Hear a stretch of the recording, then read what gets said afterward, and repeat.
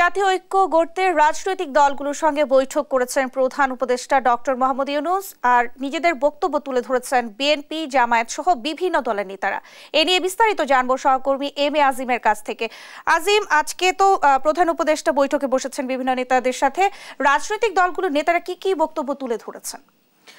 রাজনৈতিক দলগুলোর কিন্তু ভিন্ন ভিন্ন মত থাকতে পারে, তবে ভারতের যে সাম্প্রতিক যে ঘটনাগুলো সেই বিষয়টি কিন্তু সবাই একমত যে আসলে স্বাধীনতা সার্বভৌমত্বের প্রশ্নে কোনো দ্বিধা নেই, সবাই একমত এবং সবাই একই জায়গায় অনড় রয়েছেন যে আমরা বাংলাদেশি যারা রয়েছি বা যে রাজনৈতিক দলগুলো রয়েছে তাদের যে দাবি যে অভ্যুত্থানের মধ্য দিয়ে সরকার পতন ঘটিয়েছেন সেই জায়গাটি যাতে কোনো ক্রমে বিফলে না যায় সেটি ধরে রাখার জন্য যা যা করণীয় সেটি কিন্তু তারা করবেন। এবং সবাই কিন্তু একটি প্রস্তাব দিয়েছেন যে সকল রাজনৈতিক দল এবং সকল আপামর জনগণ যাতে তাদের যে ঐক্য সেটির যাতে প্রকাশ ঘটাতে পারে সেজন্য একটি সমাবেশের আয়োজনের কিন্তু তারা আহ্বান করেছেন। এবং এই আহ্বানটি কিন্তু সকল রাজনৈতিক দলেরই ছিল এবং আমরা দেখেছি যে একে একে বেরিয়ে এসে যে কথাগুলো বলেছেন সবার কণ্ঠেই কিন্তু একই সুর ছিল যে একটি জাতীয় সমাবেশ করা হোক, সেখানে হোক সবাই জাতীয় পতাকা বা নির্ধারিত কোনো একটি স্লোগান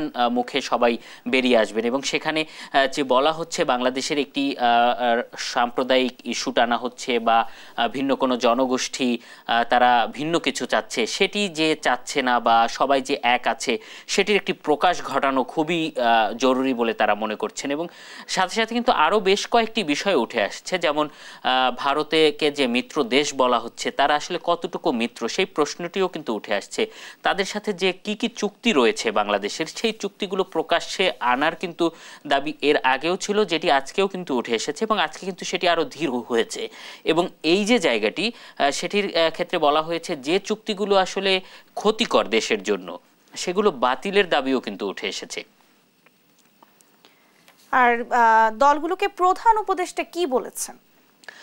প্রধান উপদেষ্টার যে আহ্বান সেটি কিন্তু আমরা দেখেছি যে সভা শেষে আসিফ নজরুল তিনি ব্রিফিং করেছেন এবং তিনি কিন্তু সর্বপ্রথম ব্রিফিং করেছেন। এবং একটি বিষয় কিন্তু সুস্পষ্ট যে বাংলাদেশের সকল রাজনৈতিক দলকে নিয়ে সরকারের যে বৈঠক সেটি কিন্তু বলা চলে যে দীর্ঘ বছর পর সকল রাজনৈতিক দল যেমন বসার সুযোগ পেয়েছে, কথা বলার সুযোগ পেয়েছে, তাদের মত প্রকাশের সুযোগ পেয়েছে এবং সেই মতের ভিত্তিতে কিন্তু সরকার ভাবছে যে তারা কি করবেন।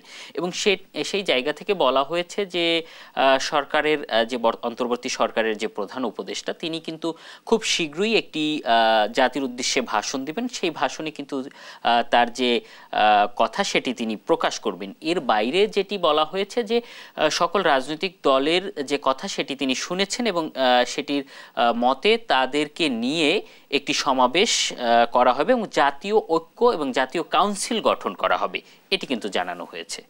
আসিম, আপনাকে ধন্যবাদ আমাদের সঙ্গে যুক্ত হবার জন্য।